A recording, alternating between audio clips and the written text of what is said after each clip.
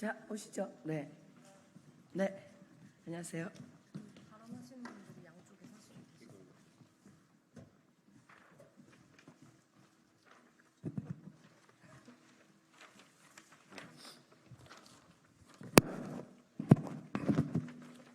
자, 이제 시작해도 될까요? 네. 일렬로 그냥 좀 앞으로 조금 더 나오세요. 네. 네, 조금 늦었습니다. 안녕하십니까. 더불어민주당 대전 대덕구 국회의원 박정현입니다. 오늘 이 자리는 대전 지역과 군산 지역의 전세 피해자분들의 목소리를 듣기 위해서 마련한 자리입니다. 저희 박정현 의원실에서 얼마 전에 경찰청에 요청한 자료에 의하면 2022년 7월 25일부터 지난달 1일까지 전세 사기 사건으로 검찰에 송치된 사건의 피해액이 자그마치 2조 2천억 원이 지금 넘고 있습니다. 지금 수사 중인 것까지 합치면 훨씬 더 피해액이 증가할 수 있을 것 같습니다. 굉장히 충격적인 결과이고요. 저희가 그간의 전세 피해 관련해서 이런저런 활동도 하고 보도가 나오긴 했지만 이렇게 구체적인 액수가 나오는 것은 이번이 처음인 것 같습니다. 이 중에 대전 지역의 경우는 다가구 피해가 많아서 인구 10만 명당 피해자 수가 약 100명에 이릅니다. 그래서 인구 대비 전세 사기 피해자가 가장 많은 지역이 대전이기도 합니다. 특히 대전 지역의 전세 사기 피해 건물의 근저당 대출의 상당수가 특정 새마을 금고에서 실행되었습니다. 그래서 새마을 금고에 대한 수사와 그리고 고통받고 있는 전세 사기 피해자들에게 사회적 책임을 새마을금고가 져야지 될 것 같습니다. 이런 내용을 갖고 오늘 전세 사기 피해 대책위원회에서 오셔서 기자회견을 할 텐데 일단 오신 분들 소개를 먼저 드리도록 하겠습니다. 대전 전세 사기 피해 대책위 정창식 위원장 오셨습니다. 네, 장선훈 위원장 오셨습니다. 박상현 부위원장 오셨습니다. 박혜빈 위원 오셨습니다. 백성현 위원 오셨습니다. 네, 임인재 의원 오셨습니다. 네. 군산 전세 사기 피해 대책위원회 김섭 위원장 오셨습니다. 서울 지역 전세 사기 피해자 하정희 씨 오셨습니다. 네. 전보경 씨 오셨습니다. 네. 이제 이어서 장선훈 공동위원장 진행으로 기자회견을 이어가도록 하겠습니다.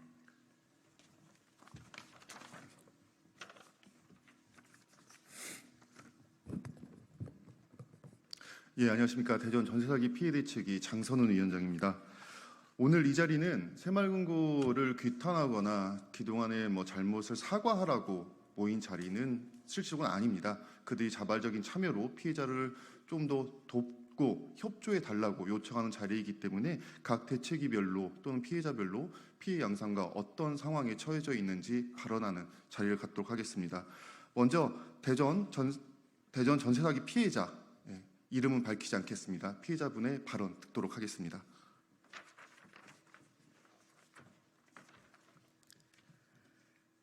네, 안녕하십니까. 저는 대전 전세 사기 피해자로 이 자리에 서게 된 이민재라고 합니다.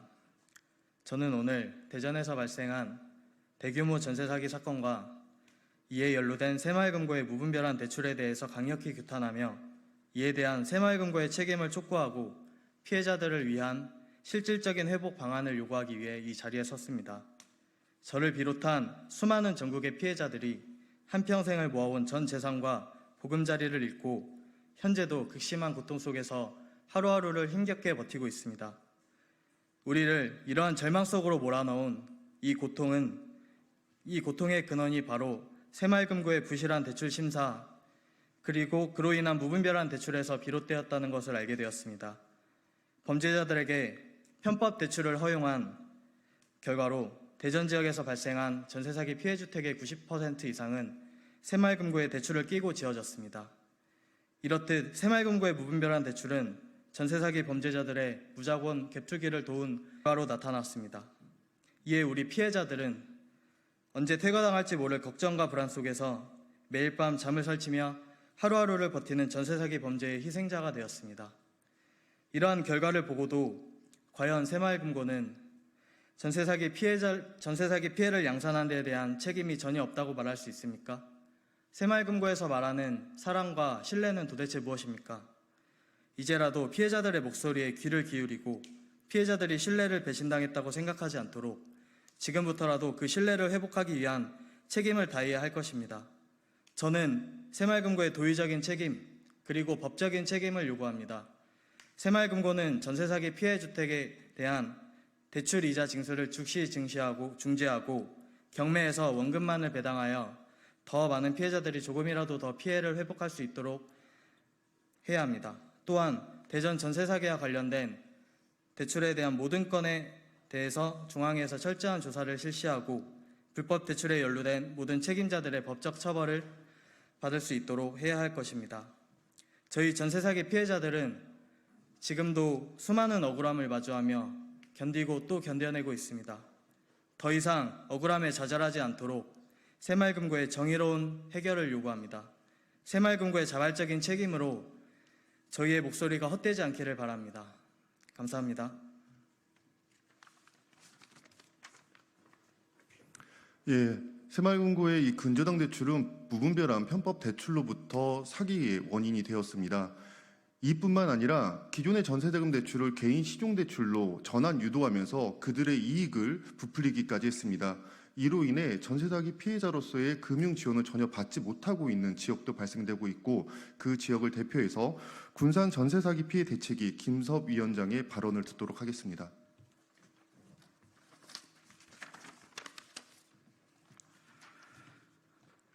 안녕하십니까. 저는 전북 군산시 삼북동 소재에 있는 5년 공공임대 아파트 군산 신탁사기 피해자 대책위를 역임하고 있는 김섭이라고 합니다.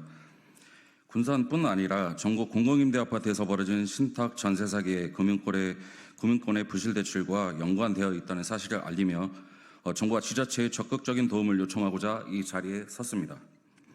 2019년 피해자들은 계약 당시 건설사 분양사무실 담당자의 추천에 따라 전세 대출이 가능하다고 안내한 익산 원광새마을금고에서 전세 대출을 받았습니다. 해당 금고의 대출 담당자는 전세자금 대출은 담보대출 상품이라는 자서문을 통해 상품 안내를 하였고 담보 80%, 신용 10%, 총 90%의 비율로 보증금 담보 대출을 승인받아 임대인에게 직접 송금하였습니다. 계약의 진행은 일반적인 전세 계약으로 인한 대출과 다를 것이 없었습니다. 하지만 2년 대출 만기가 되기도 전에 저와 이웃들은 신탁 사기 발생을 인지하였고 새마을금고 담당 직원으로부터 전세 대출금에 대한 일시 상환이 진행되어야 되며 상환하지 못할 경우에 신용 불량자가 될 수 있으니 신용대출로 전환 후 상환하라고 권유받았던 것에 의구심이 들었지만 안내에 따를 수밖에 없었습니다. 피해 임차인들은 결국 3%대의 전세 대출 상품에서 10%대에 육박하는 개인 신용대출로 전환할 수밖에 없었고 한 달에 80만 원에서 100만 원에 달하는 이자를 내는 상황입니다. 전세대출을 개인 신용대출로 전환하게끔 권유한 것은 애초 전세대출 과정에 있어서 새마을금고의 과실을 은폐하려고 의구심이 들었습니다.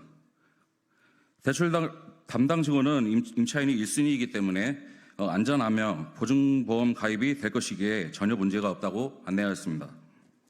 건설사 임대인의 보증보험은 애초에 가입되지 않았고 신탁사와 16개의 복잡한 대주 금고의 관계로 인해 임차인으로서의 권리를 주장할 수 없는 상태였습니다. 새마을금고의 대출 상품 부실 판매에 대해 금감위에 민원을 넣었고 새마을금고 중앙회로부터 회신을 받았으나 대출 원천 무효 요구는 받아들여지지 않았고 관리 소홀의 규칙을 인정하여 해당 금고에 대한 적의 조치를 하겠다는 내용이 전부였습니다. 하지만 그 적의 조치조차 제대로 시행되지 않고 피해자들에게 이자 징수만 해가고 있는 상황입니다. 시중은행 대출은행 행원의 말에 따르면 모든 대출엔 늘 리스크가 따릅니다. 이 리스크 때문이라도 대출을 취급하면서 행원들은 주의를 기해야 됩니다. 더군다나 일반 서민들에게 전세자금 대출은 가장 큰 규모의 대출이기 때문이기도 합니다. 그런데도 해당 금고의 행원이 대출 과정과 심사 등 어느 한 부분을 놓쳐 실수가 생긴 것이라면 그 피해에 대해 온전한 배상을 책임져야 됩니다. 저희는 전세사기 피해자임에도 불구하고 금고의 과실 은폐를 목적으로 하는 개인 신용대출로 전환한 탓에 피해자 금융지원 정책을 하나도 지원받지 못하고 있습니다. 새마을금고는 고금리의 신용대출로 전환 유도한 것에 대해 책임 있는 사후 처리해야 하며 정부는 부득이한 사유로 인해 전세 대출을 개인 신용대출로 전환한 피해자들에 대한 저리 대환대출 방안을 적극적으로 검토해 주시길 요청합니다. 전세 사기, 신탁 사기, 보증금 증액, 허급 변제, 미행, 월세 사기 등등 대한민국 전 지역을 기반으로 잠정적 피해자가 발생될 것을 2016년부터 전국 공공임대 아파트 11개 지역 대책위는 이미 예견하였고 지금까지도 대항하며 투쟁하고 있습니다. 공공임대 아파트 피해 지역 중 새마을금고와 연루되어 있는 지역은 많이 있습니다. 대출과 관련된 안내 또는 조금이라도 연루된 각 개개인이 현재 기소 중지되어 있고 조사 중에 있습니다. 공공임대 아파트 대책위의 한 사람으로서 더욱 박차를 가하고 치열하게 싸워서 조금이라도 이러한 현상을 미리 방지할 수 있었건만 그러지 못하고 죄송하고 죄책감마저 든다는 대구 공공임대 아파트 대책위원장이신 박대규 대표님의 말씀을 인용을 끝으로 현실적으로 절실하게 필요한 금융지원의 사각지대에 있는 피해자들을 위해서 정부와 금융당국은 더 이상 가해자들의 덫에 걸리지 않고 비자의 늪에서 빠져나올 수 있도록 최상의 방어 기제를 형성하여 지원 방안을 포괄적으로 담아서 적극 도와주시길 당부 부탁드립니다. 감사합니다.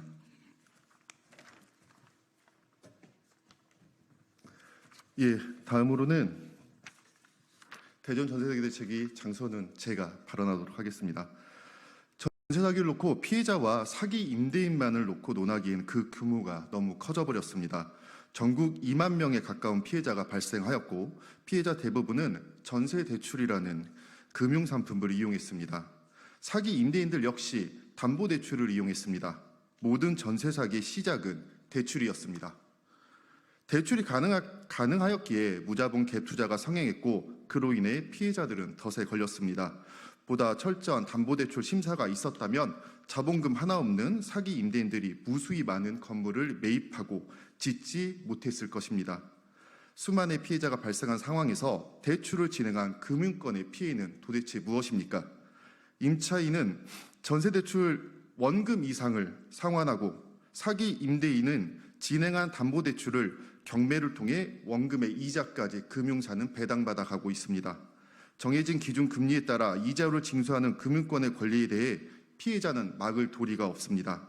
하지만 사회적 재난이라는 전세 사기의 근본적 발생 원인에 있어 금융권의 무분별한 담보대출 실행은 분명 원인 중 하나라고 볼 수 있습니다.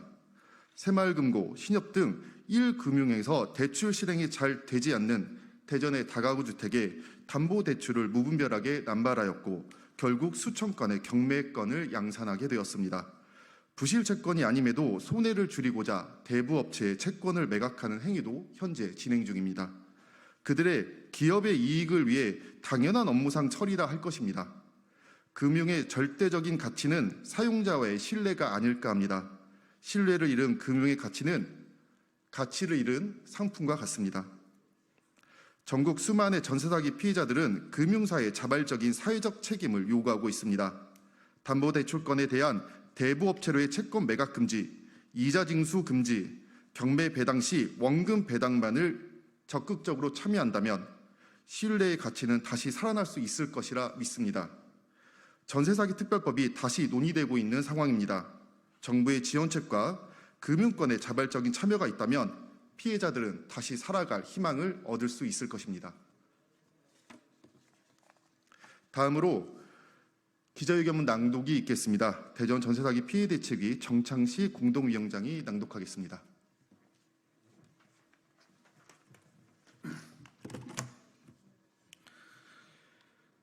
국가의 정책을 핑계 삼아 금융사가 PF 대출을 무분별하게 남발한 것은 과연 누구를 위한 것이었습니까? 부동산 무자본 갭 투기의 자본줄이 되어버렸고 전국 전세사기 범죄에 자금으로 타락해버린 그 수많은 피해에 대해 금융사는 최소한 도의적 책임감을 가져야 합니다. 부동산 PF 대출 문제 등으로 입방아에 오르내리고 있는 새마을금고는 중소형 건설사 및 주택에 대한 담보대출을 무분별하게 진행하여 부실 위험도가 높아졌습니다. 하지만 이런 무분별한 대출로 인해 피해를 입고 있는 것은 결국 서민이었습니다. 지난해 11월 대전의 한밭 새마을금고의 불법 대출 정황에 대해 언론을 통해 제보한 바 있습니다. 전세 사기범의 친형이 임원으로 재직 중이었던 해당 금고의 의혹들에 대해 조사를 촉구하였지만 해당 임원은 사직하였고 이후 그 어떠한 진행도 이루어지지 않고 있습니다. 대전에 251채 다가구 전세사기 피해주택을 조사한 결과 총 근저당 1,961억 중 새마을금고 대출건이 1,772억으로 90% 이상 새마을금고에서 대출이 실행되었습니다. 조사된 251채 거주 중인 전세사기 피해자는 총 2,700여 명으로 대부분 경매 퇴거로부터 주관정을 위협받고 또 일부는 보증금 한 푼 회수하지 못한 채 이미 길거리로 나앉았습니다. 지지부진한 전세사기 특별법 개정으로 피해자들은 살고자 경매를 유예하고 있습니다. 주 배당 금액이 줄어들 것을 알면서도 유예를 선택할 수밖에 다른 선택지는 없었습니다. 하지만 금융사는 유예, 지연되며 쌓여가는 근저당 이자까지 우선순위로 배당을 요구하고 있습니다. 과실은 덮고 이익은 극대화하려는 행동이 과연 서민금융이라 자칭하는 새마을금고의 최선책인지 묻고 싶습니다. 정부의 조속한 지원 대책을 기다리며 경매를 유예한 것도 이제 곧 재개될 기간이 다가오고 유예 기간 중 쌓여버린 근저당의 이자로 인해 경매 배당이라는 최소한의 희망도 사라졌습니다. 대전의 평균 주택별 근저당 금액은 11억으로 금융사가 경매 배당 시 원금 배당만 해준다면 최소 2억가량의 배당 잔금이 남게 됩니다. 지금 국회에서 논의 중인 전세사기 특별법 개정안에는 경매 차액 안분안이 담겨 있습니다. 경매 차액에 대해서 피해자들에게 나눠주겠다는 것인데 대전의 경우 새마을금고에서 이자 징수 중지와 원금 배당에 자발적으로 참여할 경우 300억가량의 배당 잔액이 남게 되어 피해자들의 회복에 매우 큰 도움이 될 것으로 예상됩니다. 새마을금고를 비롯한 금융권에 요구합니다. 국가적 재난인 전세사기에 대해 사회적 책임을 다 해주시길 바랍니다. 피해 주택에 대한 이자 징수 중단과 경매 원금만을 배당 요구해 주시길 피해자의 한 사람으로서 강력히 요구합니다. 이상입니다. 네, 마지막으로 박정희 의원님의 마무리 발언 듣도록 하겠습니다.